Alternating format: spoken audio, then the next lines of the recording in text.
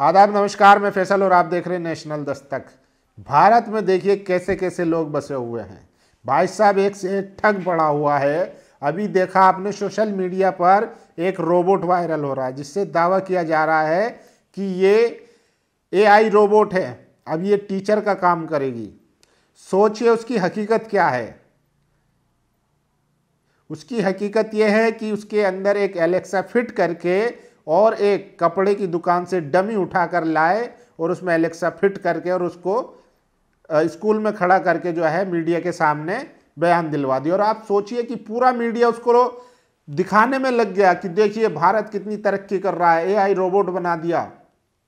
हकीकत पता चली तो ऐसे रोबोटों की भरमार लगी हुई है। अब लोग जो है एलेक्सा फिट करके कोई टोपी में कोई कुर्सी में, और फिट करने के बाद कह रहा है एलेक्सा जरा ये करके दिखाओ, एलेक्सा ये करके दिखाओ।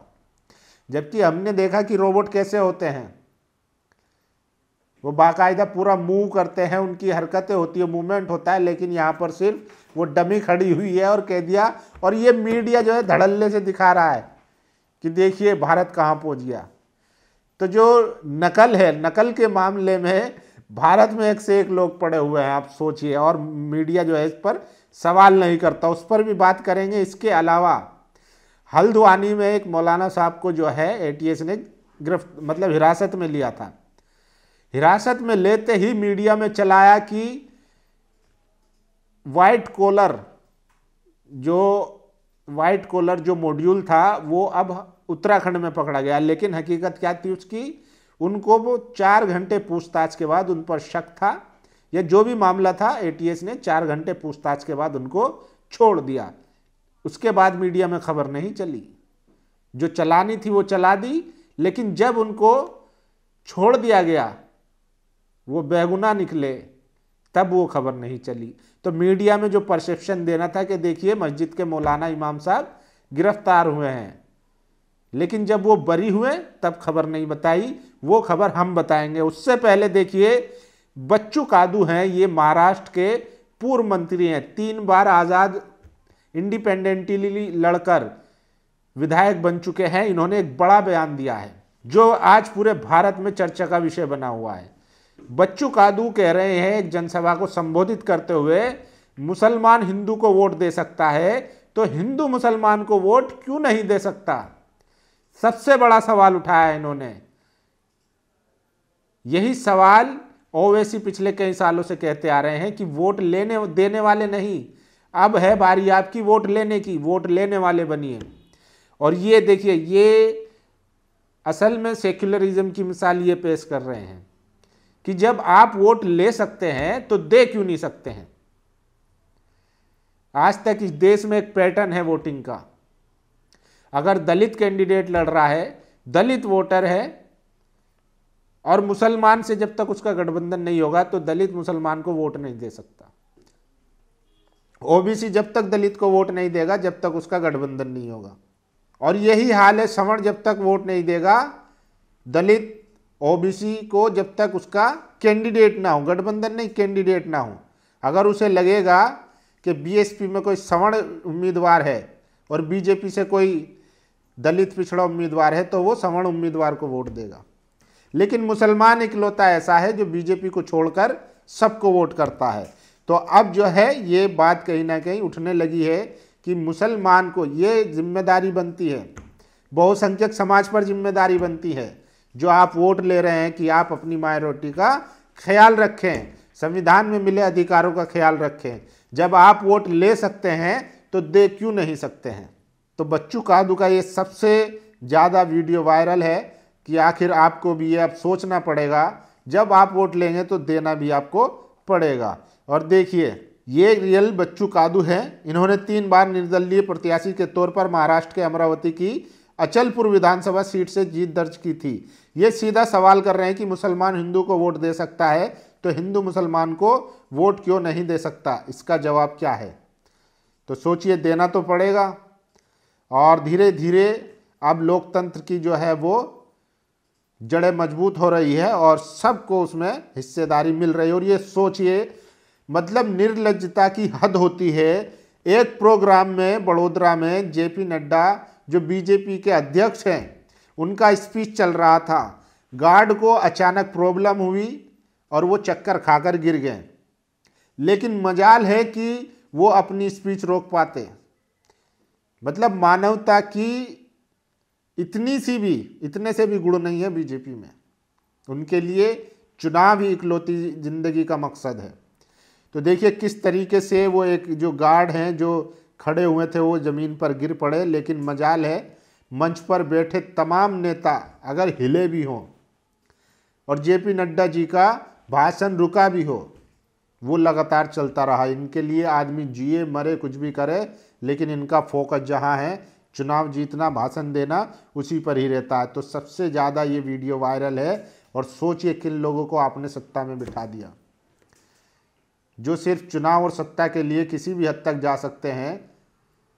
अब वो एसआईआर में मर रहे लोगों की सूद तक नहीं ले रहे हैं, खबर तक नहीं ले रहे हैं। बीएलओ लगातार सुसाइड कर रहे हैं काम के प्रेशर में, लेकिन भाई साहब कोई पूछने वाला नहीं है। ये हालत है। और ये देखिए एक दलित युवक को गाय का गोबर खिलाया जा रहा है। ये है हिंदू राष्ट्र की तस्वीर। डॉक्टर मुकेश कुमार लिखते हैं, जिन्हें हिंदू राष्ट्र का इंतजार है वे यहां उसका ट्रेलर देख ले। एक दलित युवक को जबरन गोबर खिलाया जा रहा है, उसके हाथ पीछे बांध दिए गए हैं।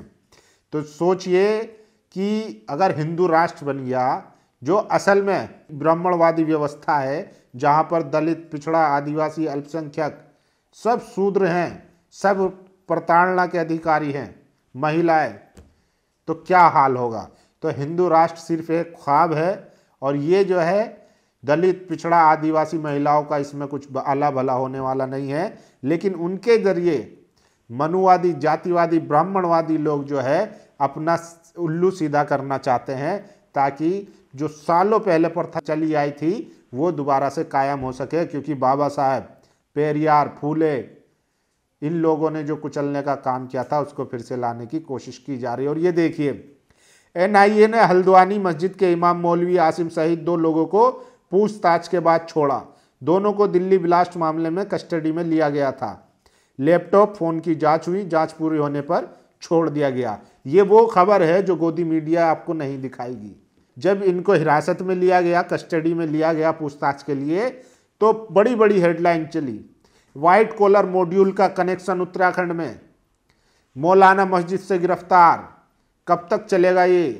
तो इस तरीके से दिखाया जा रहा था। लेकिन जब इनको छोड़ दिया गया है एनआईए की तरफ से, पूछताछ करने के बाद कुछ नहीं मिला, अगर होता तो ये छूटते नहीं, इनको हिरासत से फिर अरेस्टिंग दिखा दी जाती। लेकिन चूंकि कुछ था ही नहीं, सिर्फ शक की बुनियाद पर इनको उठाया गया था, तो अब इनको छोड़ दिया। लेकिन गोदी मीडिया उसके आगे की खबर दिखाता नहीं है, क्योंकि उसका नैरेटिव जितना है कि मुसलमान को ऐसा दिखा दो कि ताकि पूरा जो हिंदू समाज, जो बहुसंख्यक समाज है, उसमें डर पैदा हो, बना रहे, ताकि वो मोदी जी को और योगी जी को पसंद करता रहे और यूं ही सत्ता में बना रहे। इसीलिए देखिए, और देखिए, लगेगी आग तो आएंगे घर के इज्जत में, यहाँ पर सिर्फ हमारा मकान थोड़ी है। जो उल्मा, जो राष्ट्रीय स्वयंसेवक संघ से मिलकर, राष्ट्रीय मुस्लिम मंच से मिलकर आरएसएस के प्रोग्रामों में जाकर लिफाफे लेते थे, उनकी वाहवाही करते थे, अब उनका भी नंबर आना शुरू हो गया। धीरे धीरे नंबर सबका आगा। जब गरीब मजलूम की लिंचिंग की जा रही थी, उनके घरों पर बुलडोजर चलाए जा रहे थे, तब यही उल्मा, मौलाना और तमाम बड़े बड़े दानिश्वर जो है खामोश बने हुए थे। अब लेकिन सबका नंबर आने लगा है, तो अब थोड़ी बहुत आवाज़ निकल रही है। चाहे मौलाना अरशद मदनी हो, मौलाना महमूद मदनी हो।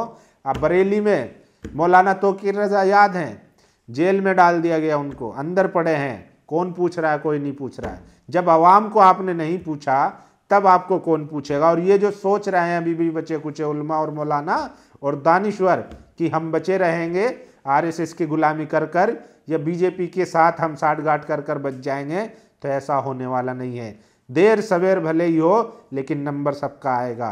क्योंकि ये कल्चरल हेजेमनी की लड़ाई है, ये सांस्कृतिक लड़ाई है जो आरएसएस लड़ रहा है। सोचिए, सरकारी सूफियों का नंबर आया। राजस्थान अजमेर दरगाह इलाके में चला बुलडोजर अभियान। ख्वाजा मोइनुद्दीन चिश्ती के 814वें उर्स से पहले नगर निगम ने दरगाह इलाके में कथित अतिक्रमण विरोधी अभियान चलाया। इसमें अंदरकोट, 2.5 दिन की मस्जिद, और आसपास के इलाकों में अतिक्रमण को हटाया गया है। तो धीरे धीरे सबका नंबर आएगा। और सोचिए, ये है बीजेपी के मंत्री जीवेश मिश्रा, अब अदालत ने इनको दोषी करार दे दिया है। दरअसल ये नकली दवाई बनाते थे, बेचते थे। आप सोचिए, वो नकली दवाई खाकर कौन मर रहा होगा? वो हिंदू ही मर रहा होगा, लेकिन बीजेपी के नेता हैं, मंत्री हैं, तो ये सब बढ़िया इनका। चलिए देखिए, नकली दवाइयों का सबसे बड़ा मास्टरमाइंड, मौत का सौदागर जीवेश मिश्रा को जब अदालत ने दोषी माना, तब लगभग सारे मीडिया संस्थान चुप रहे, कहीं कोई हो हल्ला नहीं। सरनेम बहुत मायने रखता है। कप सिरप वाले याद हैं? धड़ल्ले से कप सिरप बनाकर बेच रहे थे, बच्चों की जानें चली गई। ना ये माफिया में आते हैं, ना ये मौत के सौदागर में आते हैं। ये सब बढ़िया है। आप सोचिए किस तरीके से देश चल रहा है। एक तरफ उत्तर प्रदेश के मुख्यमंत्री योगी आदित्यनाथ कहते हैं बिना भेदभाव के अब प्रदेश में सुशासन चल रहा है, लेकिन इनके मंत्री वो कप सिरप बेचते हैं जहरीले, कि माफियाओं को तो हमने मिटा दिया। तो ये कौन लोग हैं? ये माफिया नहीं है। और सोचिए, बीजेपी की हठधर्मी सिक्योरिटी गार्ड जो है वो बेहोश होकर गिर पड़ा, लेकिन मजाल है कि नड्डा साहब अपना भाषण रोक पाते और मंच पे बैठे तमाम लोग इसकी तरफ देख पाते। और ये देखिए, रूबिका लियाकत और सम्राट चौधरी का एक वीडियो वायरल है। सम्राट चौधरी कहते हैं बिहार की तमाम जनता ने हमें वोट दिया है। तो रूबिका लियाकत जो है अचंभित हो जाती हैं, क्योंकि उन्हें उम्मीद थी बीजेपी के नेता हैं तो कुछ उल्टा ही बोलेंगे, जिससे वो सांप्रदायिक सौहार्द खराब हो, लेकिन ऐसा नहीं है। सम्राट चौधरी ने कहा हमें सब ने वोट दिया है। जी हाँ। तो रूबिका लियाकत कहती है आप कैसी बात कर रहे हैं? तो वो कहते हैं मैडम, मैं का घा से पहले अली बा ता सा पढ़ा हूँ, मैं मुस्लिम मोहल्ले में पला बड़ा हूँ, तो हमें मत सिखाइए। तो फिर रूबिका जो है दांत चिहारने लगती है। और ये देखिए, हेमंत बिस्व शर्मा की सरकार ने AUDF बदरुद्दीन अजमल की जो पार्टी है, मौलाना बदरुद्दीन अजमल की, उनके MLA अमीनुल इस्लाम को NSA लगाकर जेल में डाल दिया था। अब गुवाहाटी हाई कोर्ट ने उन पर से ये सब हटा दिया है और साथ ही कहा है कि ये मानव अधिकार का उल्लंघन है। तो यह चाहे योगी जी हो या हेमंत बिस्व शर्मा हो या धामी जी हो, इनमें एक होड़ लगी हुई है कि कौन ज़्यादा मुसलमानों को प्रताड़ित कर सकता है। और सोचिए, देश जागा हुआ हिंदू अब सवाल पूछ रहा है, RSS को पार्किंग के लिए जगह चाहिए, इसलिए दिल्ली में 1400 साल पुराना मंदिर तोड़ देना कहाँ तक जायज़ है? कल दिल्ली में एक पुराने मंदिर पर जो है बुलडोजर चला है। अब आप सोचिए कि इनका हिंदू राष्ट्र कौन सा है? तो इनका हिंदू राष्ट्र सिर्फ इनके जाति मुफाद के लिए है। उससे दलित, पिछड़ा, आदिवासी और तमाम जो सेक्युलर फैब्रिक वाले लोग हैं, उनका इससे कोई लेना देना नहीं है। इनका एक एजेंडा है जो ये अपने एजेंडे पर काम कर रहे हैं। और देखिए, एक फर्जीवाड़ा देखिए, ये जो है छात्र, इनका मैं नाम बता दूं, आदित्य, इनका नाम आदित्य है। इन्होंने सबको चूना लगा दिया। ये एक डमी बॉडी उठा के लेके आया कपड़े की दुकान से और उसमें एलेक्सा फिट कर दिया, और उसके बाद जो है उसमें कुछ सवालात फिट कर दिए और इन्होंने AI रोबोट बताकर उसकी प्रदर्शनी कर दी। और फिर क्या था, मीडिया पहुंच गया, जो मोदी जी का भोंपू है, कि देखिए आज भारत में AI रोबोट बन रहा है। आप बताइए ये कहीं से लग रहा है? ये साड़ी वाला स्टेचू उठाकर लगा दिया। अब इसी को लेकर देखिए, एक नवाजिश है, उन्होंने भी रोबोट बना दिया। लिखा है बिहार के एक नौजवान ने 100 रुपये की टोपी से AI रोबोट टीचर बनाया है। तिरछी टोपी वाले गाने से प्रेरित होकर ये टीचर तैयार किया गया है। बच्चे इसे प्यार से लल्लन सर कहते हैं। तो इन्होंने टोपी के नीचे एलेक्सा रख दी और फिर उससे बातचीत कर रहे हैं। तो ये कोई बड़ी बात नहीं है। तो एलन मस्क को भी चाहिए कि वो भारत से तकनीक ले, वो कहाँ गिरोह और ये सब में पड़ा हुआ है। और सोचिए, मौलाना महमूद मदनी के बयान के बाद अब जो है यति नरसिंहानंद उनको फांसी की मांग कर रहे हैं, जबकि ये आदमी खुद जो है जहर उगलता है और तमाम तरीके से मुसलमानों को और इस्लाम को ख़त्म करने की बात करता है। इसके ऊपर तो एक FIR तक नहीं होती है, लेकिन दूसरे को फांसी की सज़ा की मांग कर रहा है। किस मुंह से? वहीं देवबंद पर बुलडोजर चलवाने की बात कर रहा है। तो ये भी बड़ी खबर है। और सबसे ज़्यादा वायरल ये रोबोट है, जिसने आदित्य नाम के एक लड़के ने मीडिया को, भोपू मीडिया को बेवकूफ़ बनाने का काम किया है। या भोपू मीडिया ने जानबूझकर इस तरीके की खबर को चलाया है ताकि वो मोदी जी का जो डिजिटल इंडिया है और जो 2047 का विजन है उसमें प्रोपेगेंडा आराम से फिट हो सके। गोदी मीडिया जैसे चाटुका न्यूज़ चैनल ने एक प्लास्टिक के पुतले को AI रोबोट वाला आविष्कार बता रहा है। बुलंदशहर के शिव चरण इंटर कॉलेज में एक आदित्य कुमार नामी लड़के से कपड़ों की दुकानों के बाहर खड़े पुतले में एलेक्सा फिट कर उसे AI रोबोट टीचर सोफी बनाया। एलन मस्क, कुछ सीखो, ये लोग तुम्हारी दुकान बंद करवा देंगे।